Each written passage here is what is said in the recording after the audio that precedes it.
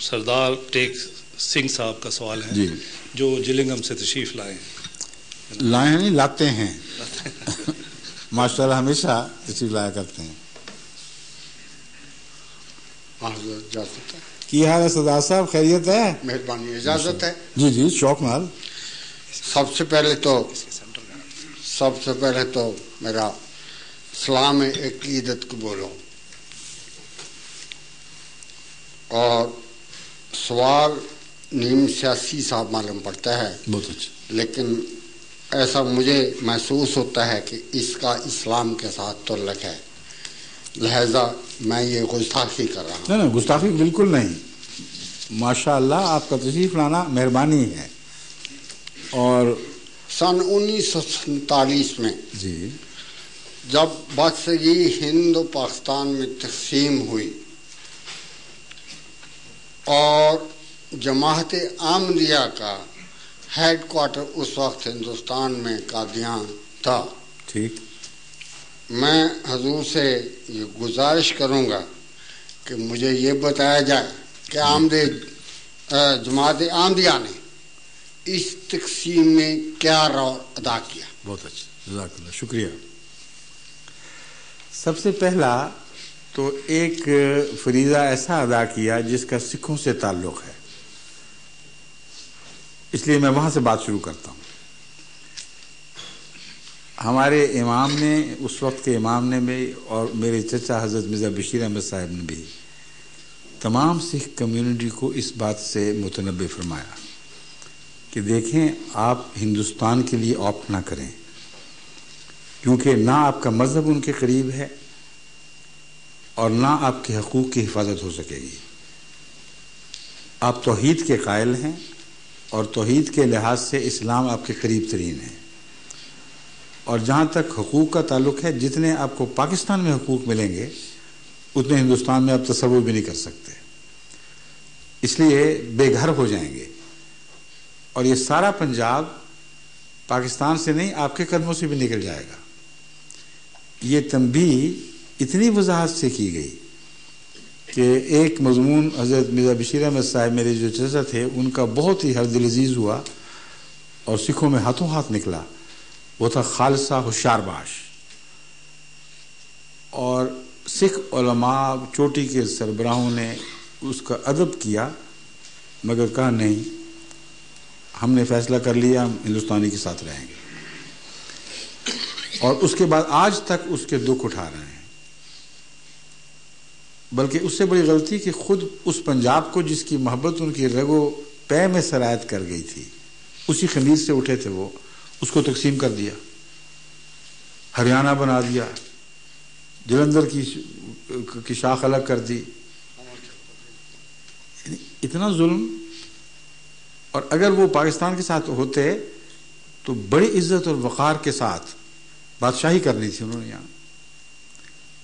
تو پہلا فرض تو جماعت احمدیہ نے یہ ادا کیا کہ سکھوں کو متنبہ کیا کہ ایسا نہ کرو، اور یہ بتایا کہ دیکھو تو ہمیں تو یہ نقصان پہنچے گا کہ گرداسپور جہاں قادیان ہے وہ ہمارے ہاتھ سے نکلے گا، تم اگر جاؤ گے تو وہ بھی نکل جائے گا، لیکن تمہارا نقصان بہت شدید ہے اور دائمی ہے.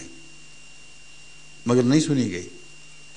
دوسری بات جماعت احمدیہ نے یہ کی کہ باوجود اس کے کہ مہاتما گاندھی نے بھی، نہرو صاحب نے بھی، حضرت خلیفۃ المسیح ثانی میرے سے 2 دفعہ پہلے جو سربراہ تھے جماعت کے، ان کو ذاتی پیغام بھیجے، اپنے نمائندے بھیجے، منتیں تو نہیں کہتا لیکن تنبیہ ضرور کی کہ آپ پاکستان کے ساتھ شامل ہونے کی غلطی نہ کریں، یہ آپ سے بہت برا سلوک کریں گے، اور جو افغانستان میں آپ لوگوں سے ہو چکا ہے اس کی یادیں تازہ کر دیں گے.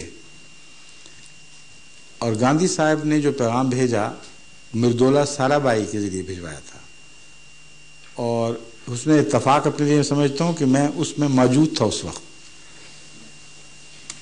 اس نے یہ پیغام دیا کہ گاندھی صاحب کہتے ہیں کہ آپ کی فراست اور جو مضامین سیاسی آپ کے رہنمائی کے لیے نکلتے رہے ہیں ان کے ذریعے سے، ظفر اللہ خان صاحب کی وجہ سے بھی، انہوں نے کہا میں آپ کی بڑی عزت کرتا ہوں، میں سمجھتا ہوں آپ کو سیاسی شعور ہے، لیکن آپ یہ حرکت کیا کر رہے ہیں کہ اپنے پاؤں پہ کلاڑی مار رہے ہیں. جس پاکستان کی آپ تائید کر رہے ہیں اس نے آپ سے بہت برا سلوک کرنا ہے. حضرت مسلم موعود نے، ہم ان کو مسلم موعود بھی کہتے ہیں، یعنی خدا تعالیٰ کی طرف سے اصلاح کا وعدہ جو تھا وہ ان کے ذریعے پورا ہوا.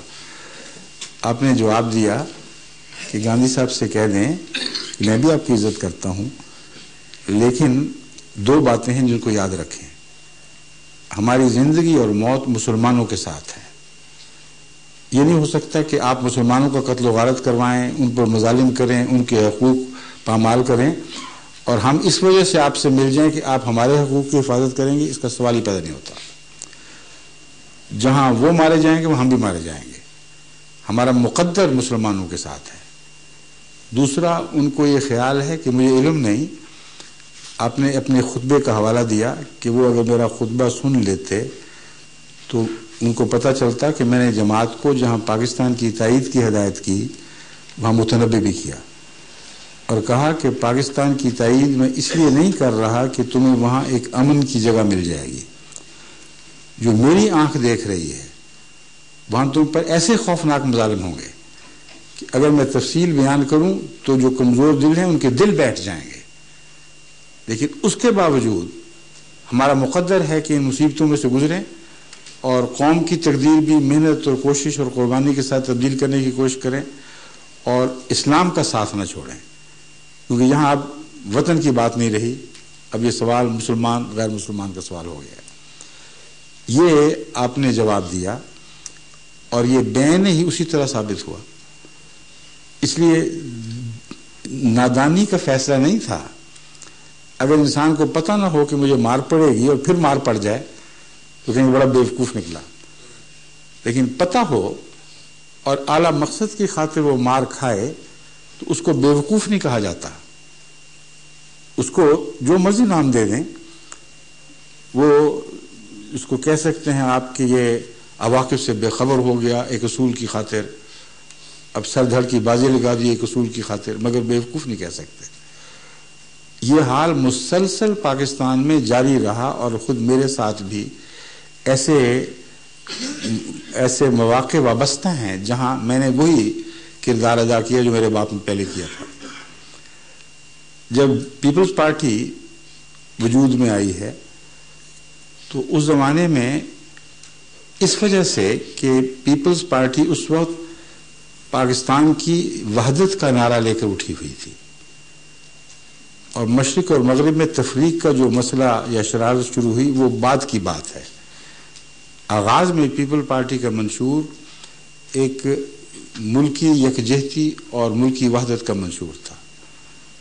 اس کے برعکس باقی جتنی پارٹیاں تھیں وہ تقسیم کی طرف مائل ہو گئی تھیں.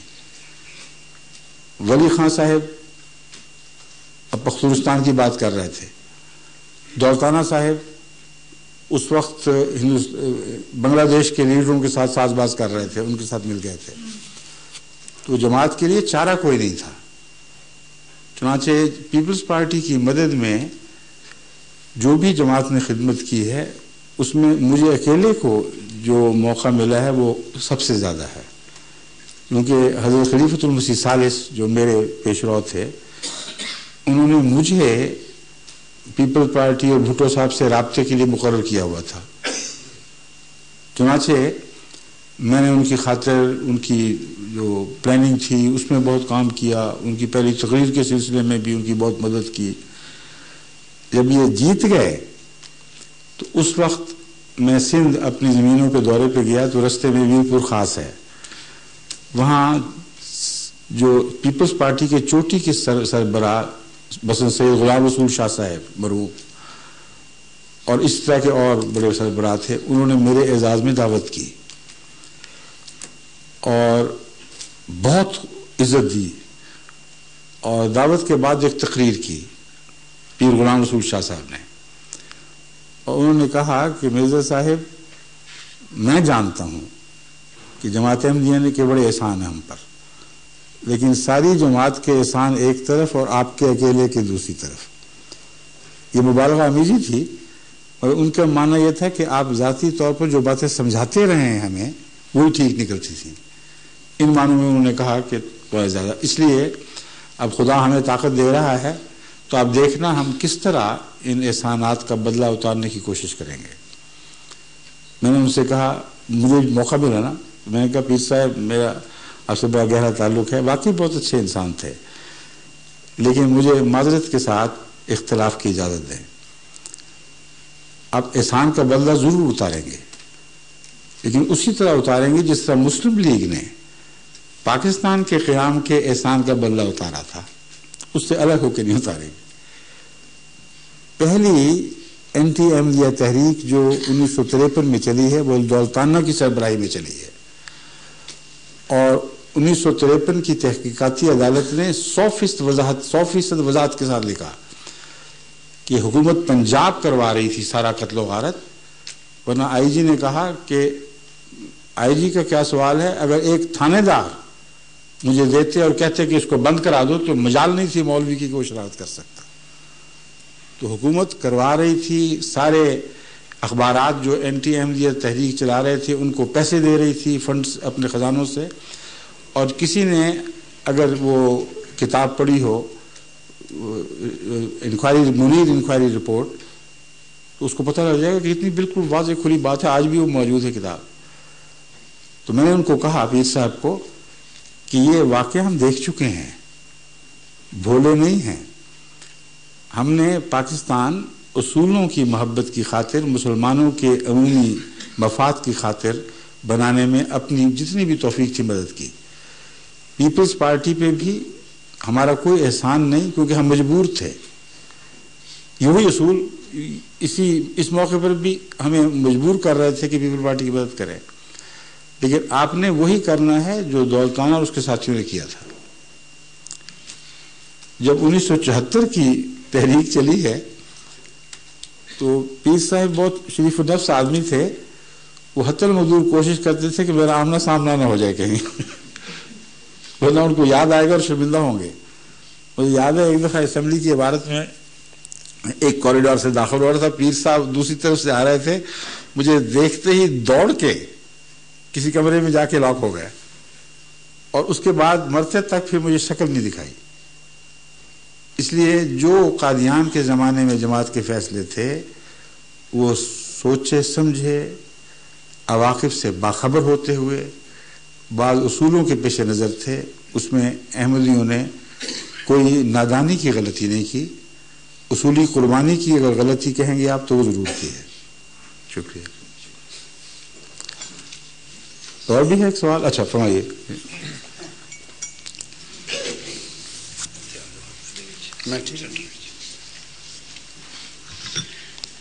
دوسرا سوال انسانی حقوق پر ہے, جی, ہیومن رائٹس پر.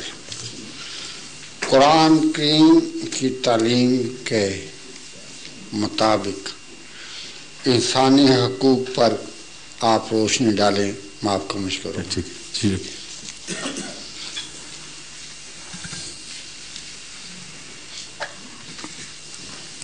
قرآن کریم نے جس تعلیم کو قیمہ فرمایا ہے اس کا ذکر ایک چھوٹی سی صورت میں آتا ہے جسے قیمہ نام دیا گیا ہے, القیمہ. اس صورت میں قرآن کریم یہ نظریہ پیش کرتا ہے کہ جتنے بھی مذاہب ہیں, خواہ قدیم ترین ہوں یا بعد میں آنے والے, ان سب مذاہب میں جن میں اسلام مستثنا نہیں, یہ بھی شامل ہے. چند بنیادی باتیں ہیں جو لازماً ہر مذہب میں ملتی ہیں. ان میں پہلی اللہ کا حق, توحید کا قیام. دوسری اس توحید کے سامنے خالص ہو کر جھکنا اور اپنے وجود کو اس کے سامنے پیش کر دینا. تیسری زکوٰۃ, یعنی بنی نوع انسان اور غربا کی ہمدردی میں خرچ کرنا اور انسانی بہبود کے لیے اپنے آپ کو وقف کرنا.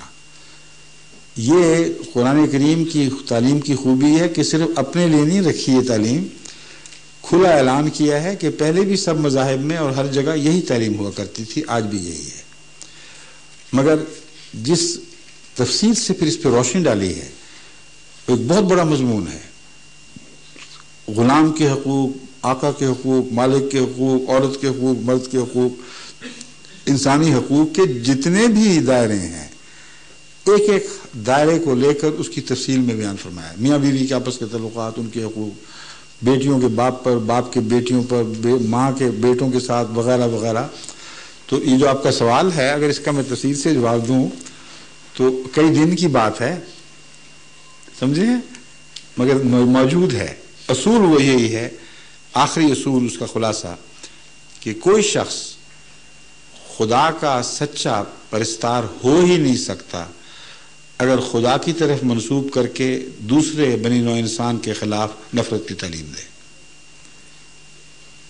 اس کا فرض ہوگا، اس کا خیال ہوگا شاید کہ وہ خدا کا ہے، لیکن جو اللہ کا ہو، اللہ کے بندوں کے خلاف نفرت کی تعلیم دے، یہ ہو ہی نہیں سکتا، ناممکن بات ہے. اندھیروں سے روشنی نہیں پھوٹ سکتی، روشنی سے اندھیرے نہیں پیدا ہو سکتے، یہ قرآن کریم بار بار فرما رہا ہے. تو آج جتنے بھی مذاہب ہیں، اگر وہ مذہب کے نام پر انسان اور انسان میں تفریق کرتے اور ان دوسروں پر، غیروں پر یلغار کی تعلیم دیتے، انہیں ہولی وار کہتے ہیں، تو ان سے بڑا جھوٹا کوئی نہیں ہو سکتا. قرآن کے بنیادی عقائد کی خلاف ورزی کرتے ہیں. ٹھیک ہے، شکریہ. آپ کا بہت بہت شکریہ حضرت. آپ کا شکریہ، آپ نے بہت اچھے سوال فرمائے ہیں، ماشاء اللہ. حضور اگلا سوال مس روبی جو ٹوٹنگ سے تشریف لائی ہیں. کون؟ مس روبی جی. ٹوٹنگ سے آئی ہیں جی. اور یہاں ہال میں موجود ہیں. جی جی. سائیکالوجی کی اسٹوڈنٹ ہیں. ان کا سوال ہے، انہوں نے کہا ہے کہ میں پڑھ دوں. میرے خیال کے مطابق حضرت عیسیٰ دوبارہ اس دنیا میں آ کر دجال کو شکست دیں گے. دجال سے کیا مراد ہے؟ ٹھیک ہے، سب سے پہلے تو ان کی زندگی کی قائل ہیں نا، یہ حضرت عیسیٰ کی زندگی کے قائل ہیں تو تب مان رہی ہیں نا، اس لیے یہ اس بات تعلیم یافتہ ہیں ماشاءاللہ. ان کو یہ بھی پتہ ہوگا کہ تمام مسلمان متفق علیہ ہیں کہ حضرت عیسیٰ علیہ السلام چوتھے آسمان پر بٹھائے گئے ہیں کہیں. اور ان کو اگر یہ پتہ ہو کہ کائنات کی وسعت کتنی ہے تو 7 آسمان قرآن کریم بیان فرما رہا ہے، 8واں نہیں بیان کرتا. اور 7 آسمانوں کی وسعت 20 ملین سال کا فاصلہ ہے، جس کا مطلب یہ ہے کہ اگر کوئی شعاع یعنی روشنی کے کندھوں پر بیٹھ کر سفر شروع کرے تو ایک کنارے سے دوسرے کنارے تک پہنچنے تک اس کو 20 ملین سال لگیں گے. ٹھیک، تو چوتھے آسمان کا محل وقوع عین وسط میں واقع ہے، اس لیے کم سے کم 10 بلین سال حضرت عیسیٰ علیہ السلام کو چوتھے آسمان تک جانے پر لگنے چاہیے اگر شعاع پر بیٹھ کے جا رہے ہوں. اور شعاع سے تیز سفر خدا تعالیٰ نے اپنی کائنات میں بنانے کا سامان ہی کوئی نہیں بنایا. خدا کی تقدیر کے خلاف کوئی انسان عمل نہیں کر سکتا. تو ابھی تو یہیں کنارے پر بیٹھے ہوئے، یہاں کہیں آواز دی جا سکتی ہے. 10 بلین سال انتظار کریں تو وہ وہاں پہنچیں گے، پھر واپسی پہ 10 بلین سال اور لگیں گے. تو کیا مسلمان اپنی تقدیر خیر و شر کا 20 ملین سال انتظار کریں گے؟ جبکہ ساری انسانی تاریخ کو آج تک صرف 6000 سال ملے. آدم آئے، سارے انبیاء کے سلسلے آئے، بڑے بڑے کام دکھا گئے، خاتم النبیین ظاہر ہو گئے. تو جو باشعور اور تعلیم یافتہ لوگ ہیں ان سے یہ سوال سچتے نہیں ہیں. ان کو سمجھنا چاہیے کہ یہ عقیدے وسطی دور کے علماء نے گھڑے ہوئے ہیں جن کو کائنات کا کوئی علم ہی نہیں تھا.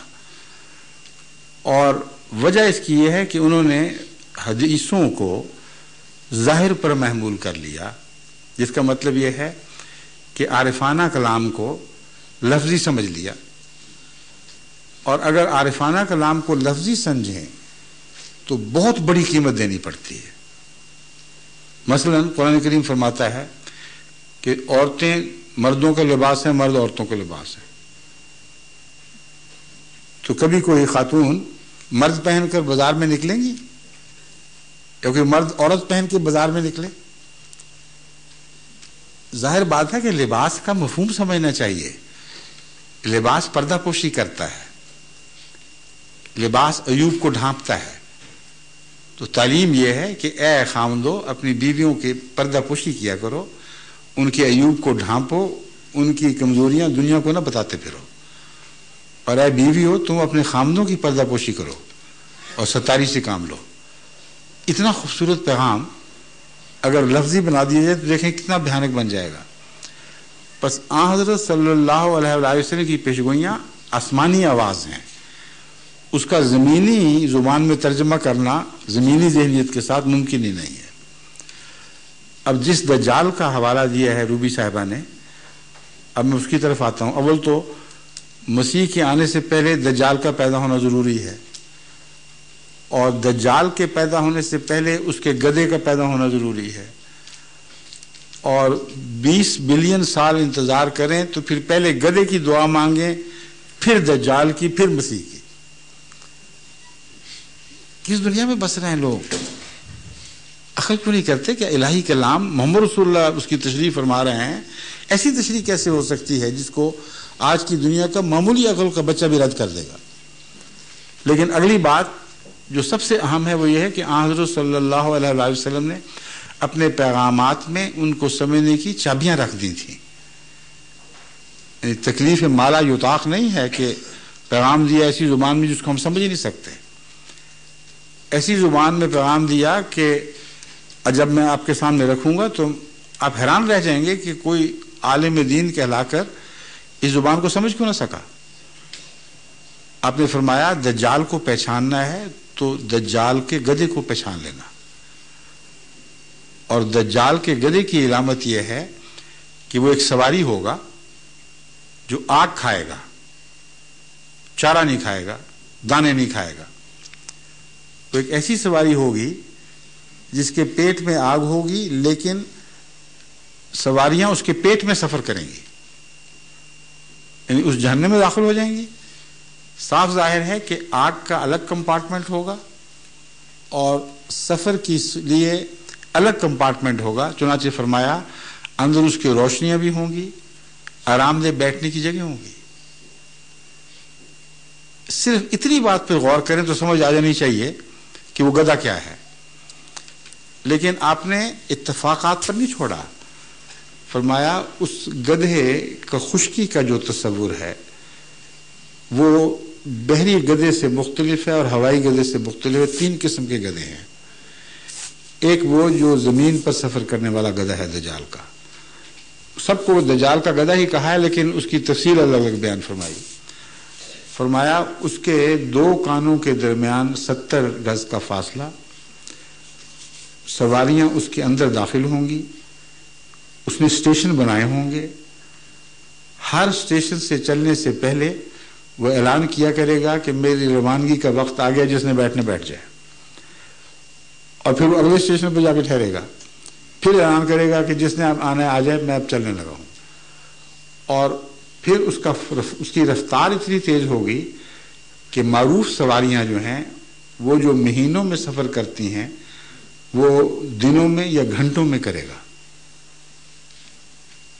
اب ریلوے جو ہمارے سامنے ہے یا دوسری تیز رفتار سواریاں جو آگ پر چلتی ہیں ان میں اور پرانے روایتی گدھوں میں جو خط امتیاز ہے جو الگ الگ کرتا ہے وہ فائر کا ایندھن ہونا ہے، آگ کا ایندھن بننا ہے۔ تمام انسانی سواریوں میں ایندھن نباتات یا حیوانات کا گوشت وغیرہ ہے۔ وہ سواریاں جو دجال نے ایجاد کی ہیں ان میں سے ہر ایک کا ایندھن آگ ہے، خواہ وہ پیٹرول کی شکل میں ہو، خواہ کوئلے کی شکل میں ہو، خواہ بجلی کے ذریعے ہو۔ تو اتنی بات کھول دی اور ابھی گدھے کا انتظار ہے۔ پھر فرمایا اس کا گدھا سمندروں پہ سفر کرے گا اور ڈوبے گا نہیں، اور سمندر میں وہ گدھا اتنا بڑا ہو چکا ہوگا کہ فرمایا کہ وہ خوراک کے پہاڑ اٹھا کر ایک خطے سے دوسرے خطے کی طرف جائے گا، اور خوراک کے جو پہاڑ اٹھائے ہوں گے وہ دجال کی طرف سے ان قوموں کے لیے تحفہ ہوگا جو غریب قومیں خوراک کی محتاج ہیں مگر اس کی سرداری کو مانتی ہیں۔ جو سرداری کو نہیں مانتی ان کی بھوک کے باوجود ان کو وہ اپنے گدے پر لادی ہوئی خوراک نہیں بھیجے گا.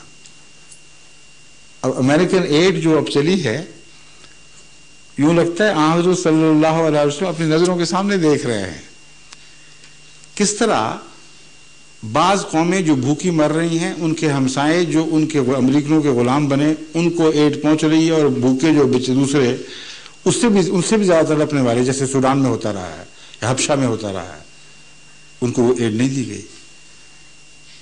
تو حضرت صلی اللہ علیہ وسلم نے بحری جہازوں کا جو تصور پیش فرمایا ہے، عظیم الشان پہاڑوں کی طرح خوراک اٹھانے والے اور ڈوبے نہیں، اور ایک جگہ سے وہ ایڈ لے کے دوسری جگہ پہنچ رہے ہیں، اس کے باوجود اگر کسی کو سمجھ نہ آئے تو پھر ہم کیا کر سکتے ہیں. پھر ہوائی جہاز کی ایجاد کا ذکر اسی گدے کے حوالے سے فرمایا. گدھا اس لیے فرمایا کہ اس زمانے میں گدے کی سواری کے سوا یا زندگی والی سواری کے سوا کوئی انسان تصور کر ہی نہیں کر سکتا تھا کہ میکینیکلی کوئی چیز چل سکے. اس لیے بڑی حکمت کا کلام ہے. گدھا صرف علامت ہے سواری کی، اور آگ کھانا بتا رہا ہے کہ یہ گدھا وہ نہیں ہے جو تم سمجھ رہے ہو. لازماً مختلف گدھا ہے. گدھے کو کسی نے اڑتے دیکھا ہے؟ رسول صلی اللہ علیہ وسلم فرماتے ہیں کہ وہ اس گدھے کی چھلانگ اتنی بڑی ہوگی کہ ایک پاؤں مشرق میں تو دوسرا مغرب میں اترے گا. اب کتنے جہاز ہیں جن پر چڑھ کر ہمارے دوست تشریف لاتے ہیں، اور غالباً روبی صاحبہ بھی مشرق ملک سے آئی ہوں گی، وہ مشرق سے اڑے اور مغرب میں آ کر ٹھہرے، تو کیا دل رسول اللہ صلی اللہ علیہ وسلم پر درود نہ بھیجے کہ کس شان کا نبی تھا. 1400 سال پہلے اتنی وضاحت کے ساتھ وہ نقشہ کھینچا. فرمایا وہ جب اڑے گا تو کلاؤڈ لائن کے اوپر اڑے گا، اور قرآن کریم نے ساتھ فرمایا کہ وَالسَّمَاءِ ذَاتِ الْحُبُكِ کہ آسمان کو ہم گواہ ٹھہراتے ہیں کہ اس میں رستے بن جائیں گے، اور وہ رستے آج بن چکے ہیں. جتنی جہاز کی کمپنیاں ہیں ان کو پتہ ہے کہ کس رستے پر ہم نے چلنا ہے، کس رستے پر دوسرے نے چلنا ہے، ورنہ آپس میں ٹکر ہو جائے. تو یہ گدھا ہے دجال کا، جس میں اشارہ اس طرف تھا کہ وہ قومیں جن کو سواریوں پر غلبہ نصیب ہوگا وہی دجال ہے، انہی کو دنیا پر غلبہ نصیب ہوگا. جن کو تیز رفتار سواریاں نصیب ہوں گی وہی جیتیں گی، اور ساری دنیا پر وہ قبضہ کر لیں گی. اور آج تک علماء بیٹھے ہوئے آپ کو اس افہیم میں مبتلا کر رہے ہیں کہ دعائیں مانگو کہ وہ گدھا آئے تو پھر ہماری دن پھریں امت کے. کبھی کسی پہلی قوم نے بھی گدھے کا انتظار کیا تھا؟ سوائے گدھے کے کوئی گدھوں کا انتظار نہیں کر سکتا.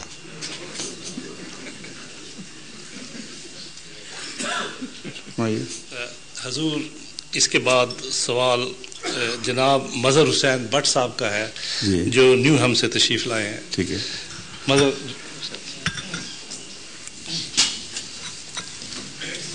السلام علیکم. وعلیکم السلام ورحمۃ اللہ. جی میرا سوال یہ ہے کہ میں ایک محفل چ گیا تھا، ایک مولوی حضرات بیٹھے سی جی. تو انہوں نے یہ گل کی تھی بھائی اگر انسان زندگی چ ایک روزہ رکھا ہے تو دے اتنے گناہ آہستہ.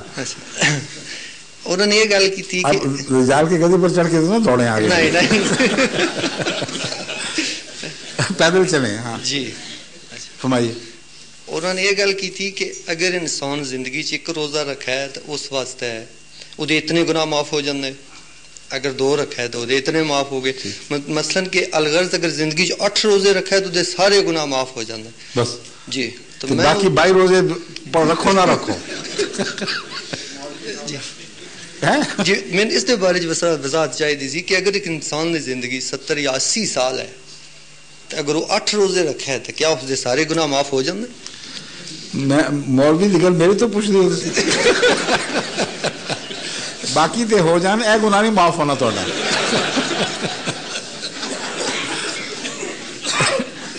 مولویاں نے حکایتاں کر کے تہاڈا تعالی حال کیتا ہے. دنیا و ما فیہا تو بے خبر. پاکستان دی گلی کوچے وچ ظلم، صفاقی، اندھیر نگری، رشوت ستانی، بچے اغوا کرنے، پیسے نہ دو تو قتل کر کے لاشاں بوریاں پر کے گھر بھیج دینا، یہ سارا اسلام ہے انہاں دے نزدیک۔ جو مرزا صاحب نو سچا مان جائے کہ جو تعلیم دیندے نے قرآن اور رسول دی، وہ کہندے نے اتنا بڑا گناہ ہے کہ وہ نہیں بخشا جائے گا۔ اس واسطے انہوں نے کذاب کہہ دو، جھوٹا کہہ دو، جو بدماشی کرنی ہے کرو، کوئی فرق نہیں پائے گا، تھوڑا بڑا اچھا استقبال ہوگا جنت۔ جنہوں نے دماغی حالت ہے ہوئے انہوں نے اسلام دی مذہب دی روح دا بھی پتہ نہ ہوئے۔ کنے مولوی نے جنہوں دی راتاں دی نینداں اڑدیاں پئیاں نے کہ پاکستان وچ کی ہو رہا ہے، سیاست بگڑ گئی، انصاف دا نشان باقی نہیں رکھیا، بھوکے مر رہے نے لوگ، اور حکومتوں نو کوڑی دی بھی پرواہ نہیں۔ تسی نویں چلاکی نہیں دیکھی حکومت دی، بڑی اچھی گلاں شروع کیتیاں سن، اس بہانے کہ عوام و ناس دی خاطر اسی قیمت گندم دی بڑھا رہے ہیں تاکہ زمیندار اگلی دفعہ زیادہ گندم لگان۔ قیمت اس ویلے بڑھائی جدوں گندم جڑی آنی سی آ چکی اور مل نہیں رہی سی، جدوں پختہ قوم شکار ہو گئی، وہ قیمت بھی دگنی کرتی کہ جو بھی رہ سا سانس لینے کا ایک امکان تھا وہ بھی ہاتھ سے جاتا رہے۔ حالانکہ یہ اعلان بھی کر سکتے تھے کہ ہم اگلی فصل پہ قیمت بڑھائیں گے، اس لیے زمیندار کاشت زیادہ کرے۔ وہ کیوں نہیں کیا؟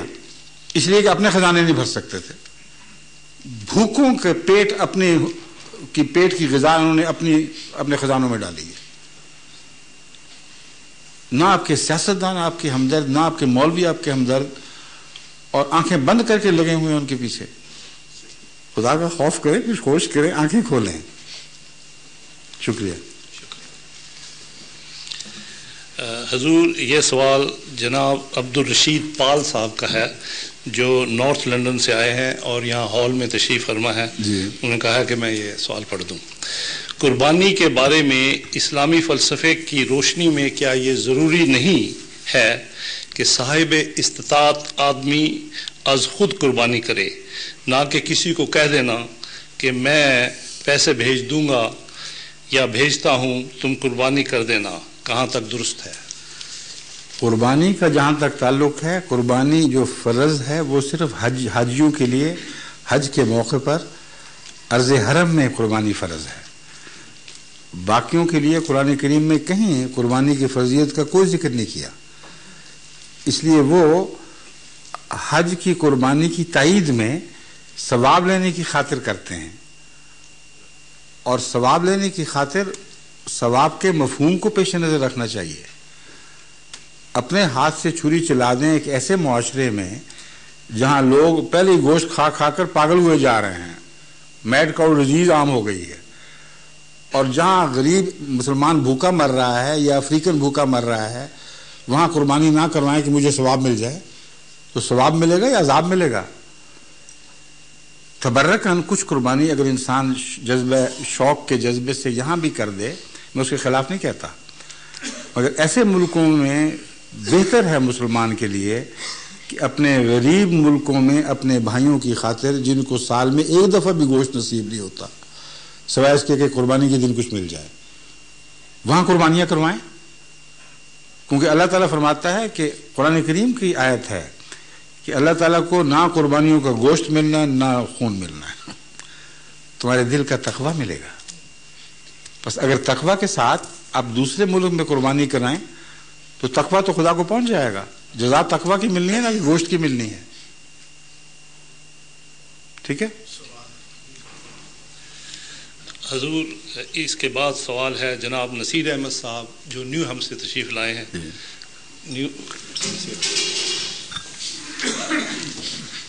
السلام علیکم۔ وعلیکم السلام ورحمۃ اللہ وبرکاتہ۔ سر میرا سوال ہے، قرآن شریف میں کون سی جگہ لکھا ہے کہ شادی کے جوڑے آسمانوں پر بنتے ہیں؟ کون سی جگہ لکھا ہے؟ میں نے تو نہیں پڑھا، جی میں نے پڑھا ہی نہیں، تو مجھے پتا کہاں لکھا ہوا ہے؟ نہیں، آپ روشنی ڈالیں نا اس پہ، جی روشنی ڈالیں نا آپ اس پہ۔ میں بتا رہا ہوں، میں نے قرآن کریم سینکڑوں دفعہ پڑھا ہے، جی، اور یہاں کہیں نہیں لکھا ہوا کہ آسمان پہ جوڑے بنتے ہیں، کہیں نہیں لکھا ہوا۔ مولوی جس نے بتایا اس سے پوچھیں۔ قرآن شریف میں نہیں لکھا؟ نا لکھا ہے، بتائیں 19 پارے میں لکھا ہے۔ کیا ہے لکھا، بتائیں۔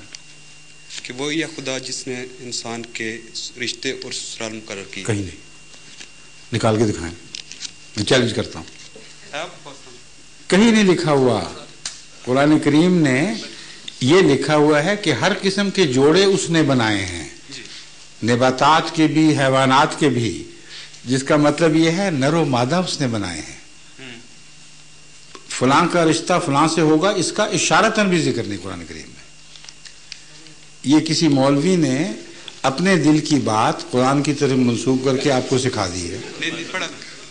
آپ نے جو پڑھا ہے میں بتا جو رہا ہوں، کتنی دفعہ قرآن پڑھا ہے آپ نے؟ جی کتنی دفعہ پڑھا ہے؟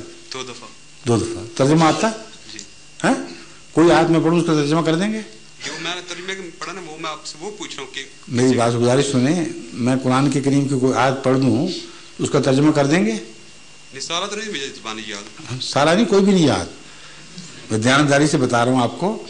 آپ جب کہتے ہیں ترجمہ پڑھا ہے تو آپ کی مراد یہ ہے کہ کتاب ایسا قرآن کریم جس کے ساتھ ترجمہ لکھا ہوا تھا وہ دیکھ دیکھ کر پڑھا ہے، ٹھیک ہے نا؟ یہی بات ہے نا؟ 19 پارے میں لکھا ہے۔ ہاں ہاں، میں بتاتا ہوں آپ، نہیں، میری بات نہیں سمجھ رہے آپ۔ آپ جو دعویٰ کرتے ہیں کہ میں نے ترجمہ پڑھا ہے یا مجھے ترجمہ آتا ہے، تو مراد یہ ہے کہ آپ نے کوئی ایسا قرآن کریم پڑھا 2 دفعہ جس میں ترجمہ ساتھ لکھا ہوا تھا، اور آپ نے وہ ترجمہ دیکھا اور پڑھا اور اسی کو قرآن سمجھا، اور اگر ترجمہ کرنے والے نے غلطی کی تو وہی غلطی آپ کی طرف بھی منتقل ہو گئی۔ عربی براہ راست تو آپ جانتے نہیں، سمجھے کہ نہیں؟ اس لیے میں آپ کو دوبارہ عرض کر رہا ہوں کہ جب بھی وہ آیت آپ کے علم میں آئے جس میں اللہ تعالیٰ نے فرمایا ہو کہ ہر انسان کا رشتہ ہم نے پہلے سے طے کر رکھا ہے، تو مجھے بتا دینا، کیونکہ قرآن کریم کی کسی آیت کے خلاف رسول اللہ صلی اللہ علیہ وسلم کی کوئی حدیث ہو ہی نہیں سکتی، ناممکن ہے۔ جب رشتوں کے متعلق حضرت صلی اللہ علیہ وسلم سے پوچھا جاتا تھا تو آپ یہ جواب نہیں دیتے تھے کہ رشتے آسمان پر طے شدہ ہیں، مجھ سے کیا پوچھتے ہو؟ یہ جواب دیا کرتے تھے کہ رشتے بعض لوگ نسب کی خاطر کرتے ہیں، نام و نمود کی خاطر کرتے ہیں، بعض دولت کی خاطر کرتے ہیں، بعض حسن کی خاطر کرتے ہیں، مگر میری تمہیں نصیحت یہ ہے کہ دین کو اہمیت دینا، نیکی کو اہمیت دینا۔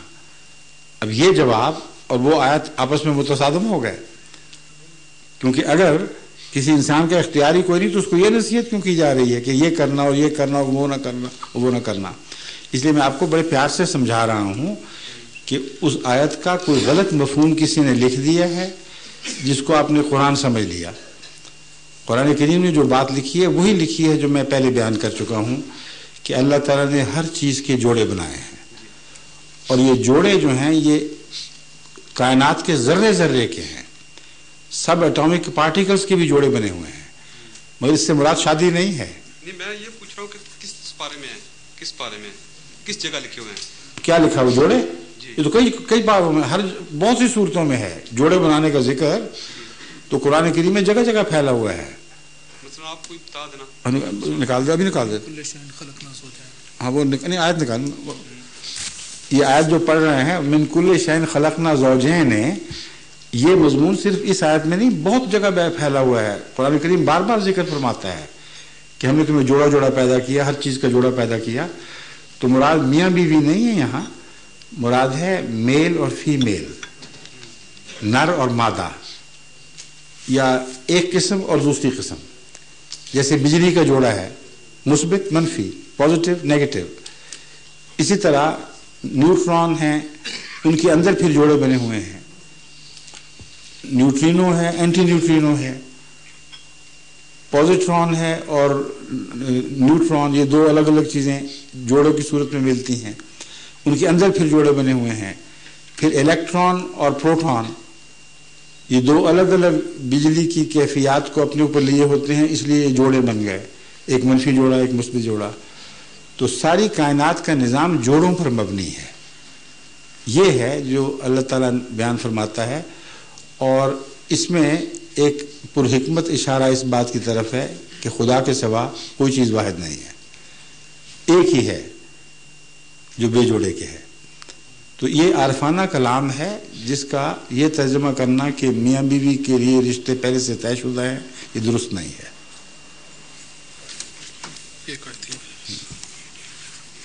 مرکز میں اعوذ باللہ من الشیطان الرجیم. یہ سورہ رعد کی 4 نمبر کی آیت ہے. اس میں اللہ تعالیٰ نے فرمایا وَهُوَ الَّذِي مَدَّ الْأَرْضَ وَجَعَلَ فِيهَا رَوَاسِيَ وَأَنْهَارًا وَمِنْ كُلِّ الثَّمَرَاتِ جَعَلَ فِيهَا زَوْجَيْنِ اثْنَيْنِ يُغْشِي اللَّيْلَ النَّهَارَ إِنَّ فِي ذَلِكَ لَآيَاتٍ لِقَوْمٍ يَتَفَكَّرُونَ. اور وہ دوسرے من کل شیء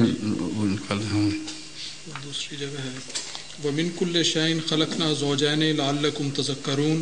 یہ سورہ زاریات کی 50 نمبر آیت ہے. وہاں تو صرف زندہ لوگوں کا ذکر تھا، یہاں فرماتا ہے ہر چیز میں سے ہم نے جوڑے پیدا کیے ہوئے ہیں تاکہ تم تدبر کرو اور غور کرو. اور مسلمانوں نے تو غور نہیں کیا بدقسمتی سے، جن کو ہدایت ملی تھی. غیر قوموں نے غور کیا اور یہ حقیقتیں معلوم کر لیں کہ واقعتاً اللہ تعالیٰ کی تخلیق میں ہر چیز جوڑے کے طور پر پیدا ہوئی ہے. شکریہ. حضور یہ سوال جناب عبداللہ یاسمین خان صاحب کا ہے جو ومبلڈن میں رہتے ہیں. وہ تشریف نہیں لا سکے، اچھا. آج ان کی طبیعت ٹھیک نہیں ہے تو انہوں نے سوال لکھ کر بھجوایا ہے. وہ مسلمان طبقہ جن کا تعلق فنڈامنٹلسٹ مسلمانوں سے ہے جہاد کو قرآن اور سنت کے مطابق دوبارہ اسی اہمیت کے ساتھ شروع کرنے کے حق میں ہے جیسے اول زمانہ اسلام میں ہوا تھا. اب حالات کچھ اور ہیں. حضور کا اس بارے میں کیا نظریہ ہے؟ پہلے تو اب کافی سنجیدہ بحثیں ہو چکی ہیں. فنڈامنٹلسٹ کا ایک لطیفہ آپ کو سنا دوں. ایک صاحب یہ تقریر فرما رہے تھے کہ فنڈامنٹلسٹ اصل میں پنجابی لفظ ہے. وہ سمجھتے ہیں فنڈ، یہ فلاں فنڈ یہ پنجابی لفظ ہے. تو کہتے ہیں فنڈامنٹلسٹ کو کہتے ہیں جو اللہ کے نام پر فنڈ اکٹھے کرتے پھرتے ہیں. کہ واقعہ تو ایک شخص تو میرے سنا ہے لطیفہ. لیکن فنڈامنٹلسٹ ایک ایسی اصطلاح ہے جس کا حقیقت سے کوئی دور کا بھی تعلق نہیں. فنڈامنٹلز یا قرآن ہے جن کو شریعت کی جڑیں قرار دیا جاتا ہے، وہ فنڈامنٹلز ہیں. اصول شرع ان میں قرآن ہے، سنت ہے، حدیث ہے، اور پھر اگر ان کی کہیں مل نہ سکے ان میں کوئی چیز تو پھر اجماع. یہ فنڈامنٹلز ہیں. جن کو آج کل فنڈامنٹلسٹ کہا جاتا ہے یہ مشرق کے ازمنہ وسطیٰ کے علماء کے پیچھے چلنے والے لوگ ہیں. نہ قرآن کی طرف جاتے ہیں نہ سنت کی طرف جاتے ہیں. جتنا چاہیں آپ ان کو درمیان کے زمانے سے کھینچ کر رسول اللہ صلی اللہ علیہ وسلم کی طرف لے جانے کی کوشش کریں، یہ کبھی بھی نہیں جائیں گے. ایک تجربہ کرنے سے میں ابھی آپ کو مثال دے دیتا ہوں. آپ ان سے پوچھیں کہ تم یہ بتاؤ کہ کوئی شخص اگر اپنے آپ کو مسلمان کہے اور اس کے عقیدوں کی تفصیل سے تمہیں اختلاف ہو تو کیا تمہیں حق ہے کہ اسے غیر مسلم کہہ دو باوجود اس کے کہ وہ اپنے آپ کو مسلمان کہتا ہے؟ وہ کہیں ہے، کیونکہ اسلام صرف کلمہ پڑھنا نہیں، اور بھی باتیں ہیں. اگر کوئی ہم ان میں نہیں دیکھیں گے باتیں اسلام والی تو ہمیں حق ہے ہم اسے غیر مسلم قرار دے رہے ہیں.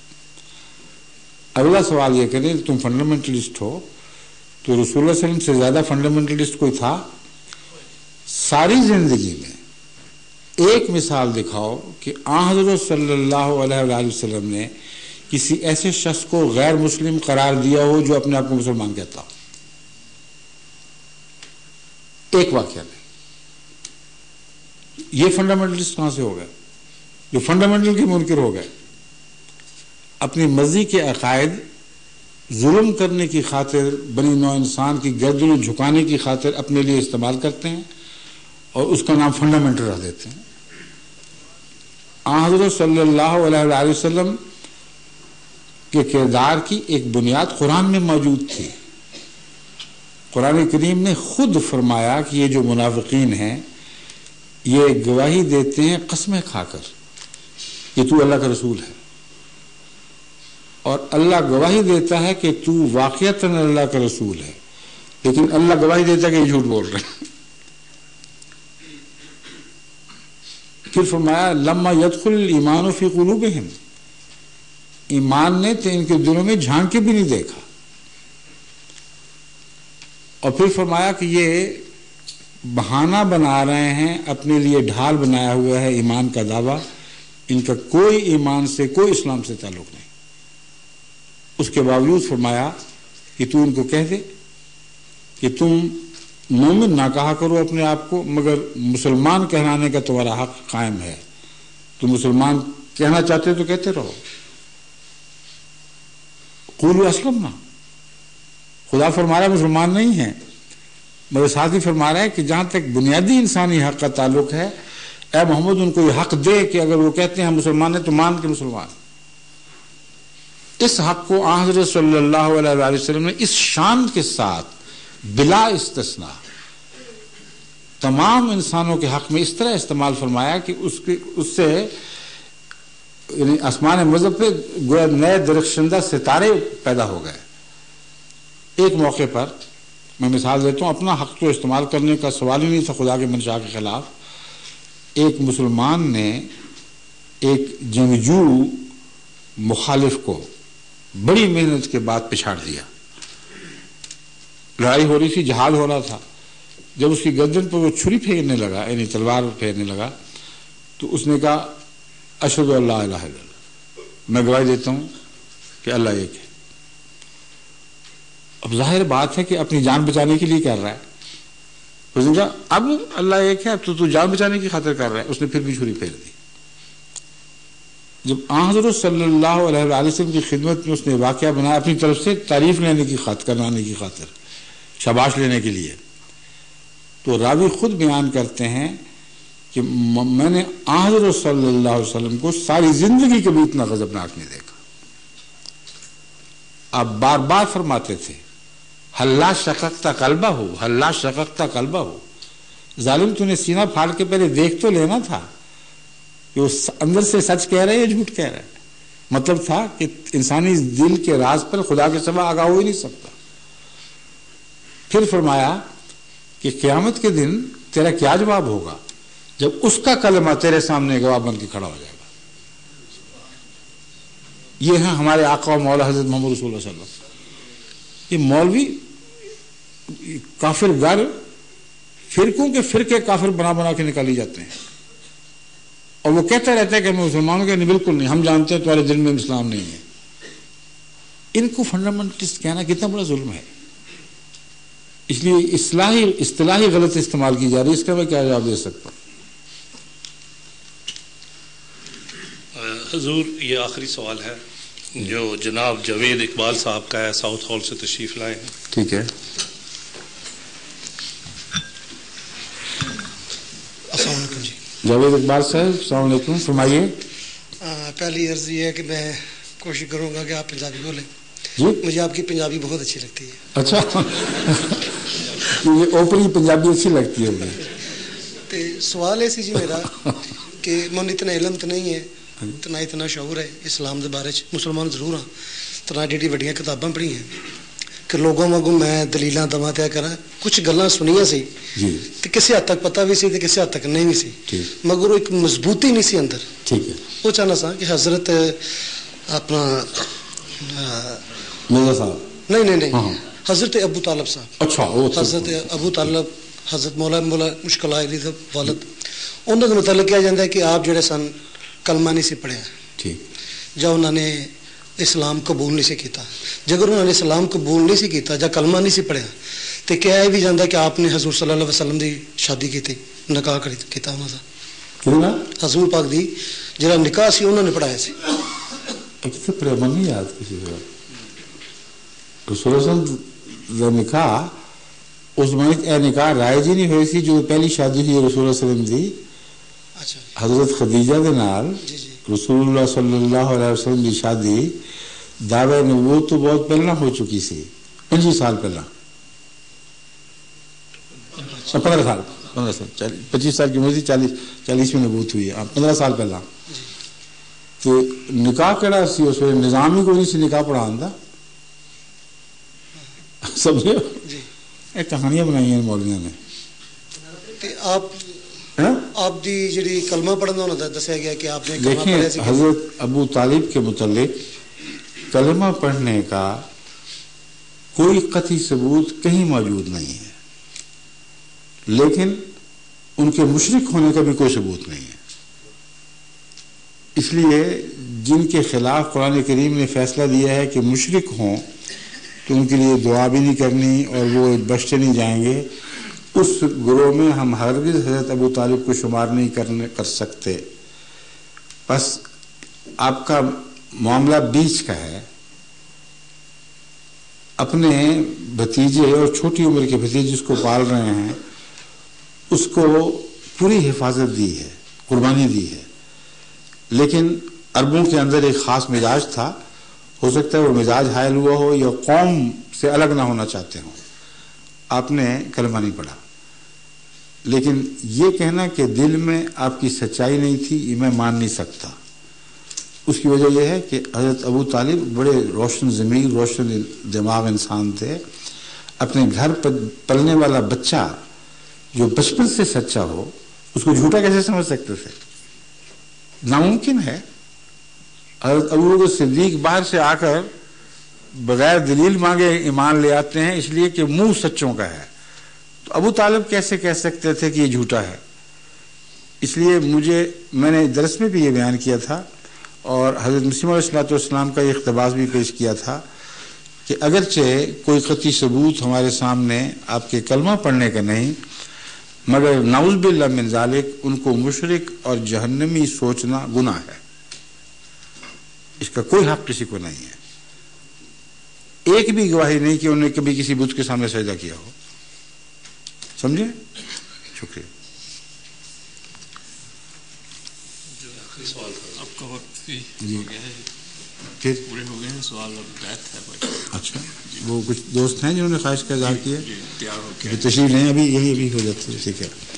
अब ये कहते हैं कि बाज़ हमारे मेहमान ऐसे हैं जिन्होंने इस ख्वाहिश का इज़हार किया है कि वो अभी बैत करके सिलसिला आलिया अहमदिया में दाखिल हों। तो मैं हाजिर हूँ, ये मेज़ उठा लें, मैं यहाँ बैठता हूँ। जिन साहिबान ने फरमाया है वो तशरीफ लाएँ, अभी हो जाती है।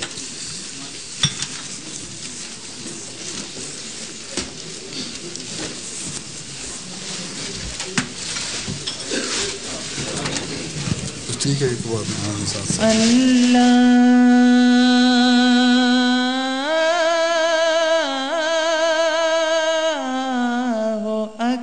MTA International, reaching the corners of the earth.